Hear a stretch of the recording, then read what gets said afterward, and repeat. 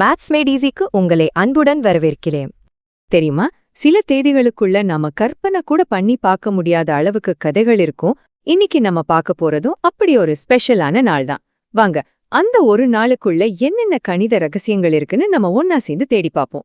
Christian Doppler, Wilhelm Bessel, John Bacchus, Daniel Bernoulli, இவங்க எல்லாரும் மிகப்பெரிய மேதைகள். ஆனா இவங்க எல்லாருக்கும் நடுவுல ஒரு பொதுவான விஷயம் இருக்கு. அது என்னவா இருக்கும்? ரொம்ப ஆச்சரியமான பதில் என்னன்னா, அது ஒரே ஒரு நாள் தான், மார்ச் 17. இந்த ஒரு தேதி தான் இவங்களோட மகத்தான சாதனைகளை எல்லாம் ஒன்னா கோர்க்குது. சரி வாங்க, இந்த மார்ச் 17ஆம் தேதி நம்ம காதுக்கு கேக்குற ஒரு சின்ன ஒலியலையிலிருந்து பிரபஞ்சத்தோட எல்லையில இருக்கிற நட்சத்திரம் வரைக்கும் எப்படி கணித மேதைகளை ஒன்னா இணைக்குதுன்னு பார்க்கலாம். முதல்ல நம்ம பார்க்க போறது கிறிஸ்டியன் டாப்லர். அவரு 1853ல இதே மார்ச் 17ஆம் தேதி தான் இறந்தாரு. இவரோட டாப்லர் எஃபெக்ட்ங்கிறத நாம எல்லாருமே நம்ம வாழ்க்கையில கேட்டிருப்போம். எப்படின்னு கேக்குறீங்களா? ஒரு ஆம்புலன்ஸ் நம்ம பக்கத்துல வேகமா வரும்போது அதோட சத்தம் ஒரு மாதிரி இருக்கும்.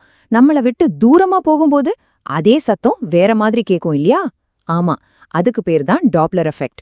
சவுண்ட் வேவ்ஸும் லைட் வேவ்ஸும் நம்ம கிட்ட எப்படி வந்து சேருதுங்கிறத கணக்கு போட்டு சொன்னவர் தான் இந்த டாப்லர். டாப்லரோட வேலைகள் ஒரு பக்கம் இருக்க, இன்னொரு பக்கம் வில்ஹெல்ம் பெசல். ஆச்சரியமா இருக்குல்ல? இவரும் அதே மார்ச் 17ஆம் தேதி தான் காலமானார். டாப்லர் இங்க பூமிக்கு பக்கத்துல இருக்கிற அலைகளை பத்தி யோசிச்சுட்டு இருந்தப்போ, பெசல் அங்க ரொம்ப தூரத்துல இருக்கிற நட்சத்திரங்களை பார்த்துட்டு இருந்தாரு. அவரோட வேலை எவ்வளவு முக்கியம்னு ஜான் ஹெர்ஷலோட இந்த வார்த்தைகளே சொல்லும். இது வானியல் சரித்திரத்திலே ஒரு மகத்தான வெற்றி. பாருங்க, டாப்லரை நாம ஞாபகப்படுத்துற அதே நாள்ல பெசலோட இந்த பிரம்மாண்டமான சாதனையும் நாம ஞாபகப்படுத்தணும். அவரு பாரலாக்ஸ் அப்படிங்கிற ஒரு முறைய பயன்படுத்தி ஒரு நட்சத்திரம் எவ்வளவு தூரத்துல இருக்குன்னு முதல் முறையா ரொம்ப துல்லியமா அளந்தாரு. முதல் தடவையா மனுஷங்க நட்சத்திரங்களோட தூரத்தை தெரிஞ்சுக்கிட்டாங்க. இது பிரபஞ்சத்தை பத்தின நம்ம பார்வையே மொத்தமா மாத்திடுச்சு. நட்சத்திரங்கள், ஒலி அலைகள்னு அந்த உலகத்திலிருந்து நாம இப்போ நம்ம கையில இருக்கிற டிஜிட்டல் உலகத்துக்கு வரலாம். ஏன்னா மார்ச் 17ஆம் தேதி கம்ப்யூட்டர் உலகத்தோட 2 முக்கியமான முன்னோடிகளோட வாழ்க்கையோட முடிவையும் குறிக்குது. இங்க பாருங்க, ஜான் பேக்கஸ் மற்றும் ஹென்ரி ஷெஃபர். இவங்க 2 பேரோட படிப்பு பாதையும் வேற வேற. பேக்கஸ் பள்ளிக்கூடத்துல ரொம்ப சுமாரான மாணவர். ஆனா ஷெஃபரோ ஒரு பிறவி மேதை. இதிலிருந்து என்ன தெரியுது? மேதையா இருக்கிறதுக்கு ஒரே ஒரு பாதை தான் இருக்குன்னு அவசியம் இல்ல. ஜான் பேக்கஸோட தாக்கம் உண்மையிலேயே ரொம்ப பெருசு. அவரோட ஃபோட்ரான் மொழி வரத்துக்கு முன்னாடி கம்ப்யூட்டர் கிட்ட பேசணும்னா ஒரே குழப்பமான மெஷின் கோட்ல தான் பேசணும். ஆனா ஃபோட்ரான் வந்ததுக்கு அப்புறம் விஞ்ஞானிகளும் கணிதவியலாளர்களும் அவங்களுக்கே தெரிஞ்ச கணித மொழியிலேயே நேரடியா கம்ப்யூட்டர் கிட்ட பேச முடிஞ்சது. அது ஒரு உண்மையான புரட்சி. அடுத்ததா ஹென்ரி ஷெஃபர். இவரோட பங்களிப்பு பாத்தீங்கன்னா இன்னும் ஒரு படி மேல, ரொம்ப அடிப்படை.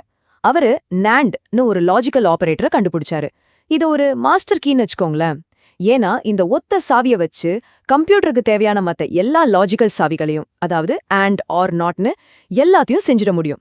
யோசிச்சு பாருங்க, இப்ப நீங்க பாத்துக்கிட்டு இருக்கிற இந்த ஸ்கிரீன், உங்க கையில இருக்கிற போன், மொத்த டிஜிட்டல் உலகமே இந்த ஒரு சின்ன ஆனா பவர்ஃபுல்லான ஐடியா மேலதான் நிக்குது.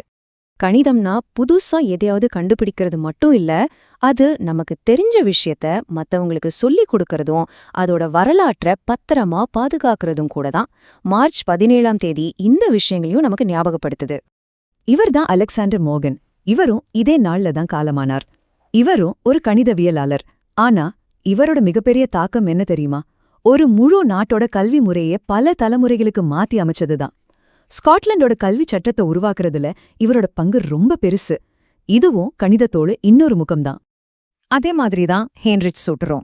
இவரோட வாழ்க்கை முழுசும் இஸ்லாமிய உலகத்துல இருந்த கணிதம் மற்றும் வானியல் வரலாற்றை தேடி கண்டுபிடிச்சு பாதுகாக்கிறதுக்காகவே அர்ப்பணிக்கப்பட்டது. ஒருவேளை இவரோட உழைப்பு இல்லைன்னா கணித வரலாற்றோட ஒரு பெரிய பாகமே நமக்கு தெரியாம போயிருக்கும்.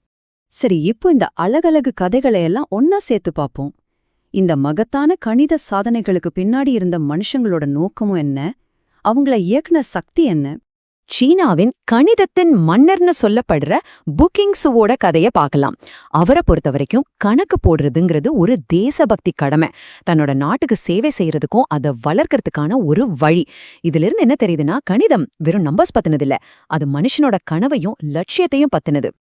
மறுபடியும் ஜான் பேக்கஸ் கிட்ட வருவோம். அவரோட இந்த வார்த்தைகள் விடாமுயற்சியோட முக்கியத்துவத்தையும் தோத்து போக தயங்கக்கூடாதுங்கிற தைரியத்தையும் சொல்லுது. புதுசா எதையாவது கண்டுபிடிக்கிறதுனா அது சும்மா வராது. அதுக்கு கடின உழைப்பு, பல தோல்விகள், அப்புறம் ஒரு ஐடியா ஜெயிக்கிற வரைக்கும் விடாம முயற்சி பண்ற மன உறுதி, இது எல்லாமே வேணும். இப்ப பாருங்க, ஒரே ஒரு நாள் மார்ச் 17 வானியல், இயற்பியல், கல்வி, தர்க்கம், கணினி அறிவியல், இப்படி எவ்வளவு துறைகளை இந்த ஒரு நாள் இணைக்குது. இது மனுஷனோட அறிவுசார் வரலாற்றோட ஒரு முக்கியமான சந்திப்பு புள்ளி. கணிதத்தோட பல முகங்களை நமக்கு காட்டுது. யோசிச்சு பாருங்க, ஒரே ஒரு நாள் இவ்ளோ கதைகளை வச்சிருந்தா நம்ம வாழ்க்கையில ஒவ்வொரு நாளுக்குள்ளயும் எவ்வளவு சாத்தியங்கள் ஒழிஞ்சிருக்கும். கணிதம்ங்கிறது வெறும் புத்தகத்துல இருக்கிற ஒரு பாடம் கிடையாது. அது ஒரு தொடர்கதை, மனுஷனோட தொடர்கதை.